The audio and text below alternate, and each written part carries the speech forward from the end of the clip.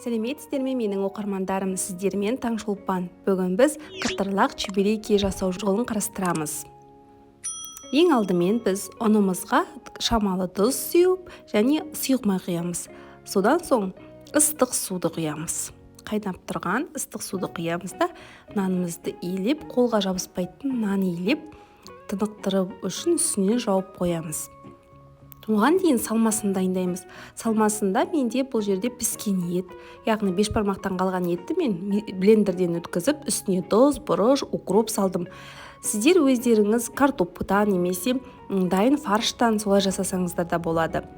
Барлық нанымызды теңдей бөліп, ішіне салмасын салып, дәл осы видеодағыдай жауып, жан-жағын барлығын екі жағынан да вилкамен жауып шығатын боламын.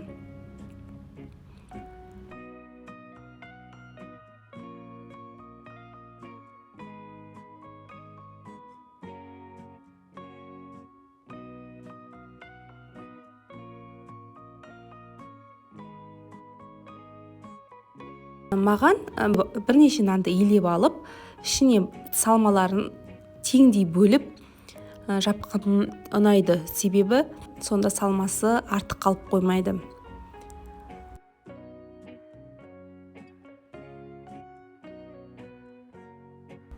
Осылай барлығын дайындап, майымыз қызғанша деп бетін жауып қоя тұрамын.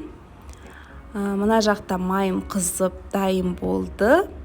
И біз осы майымызға екі жағы қызарғанша ыстық майға қуырып аламыз. Өте оңай, хрустящий, қытырлақ, прям дәмді келеді.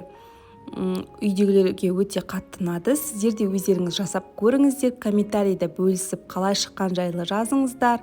Басқа да қандай рецептер сіздерге түсірейін, сол жайлы бөлісіңіздер. Қытырлағының сыры ыстық су мен май. Яғни ыстық су ол ұнды пісіріп тастайды, ыстық су. Сондықтан қытырлақ болады. Өте дәмді. Соңына дейін менімен болғандарыңызға рахмет. Сау саламатта болыңыздар. Келесі видеода кездескенше.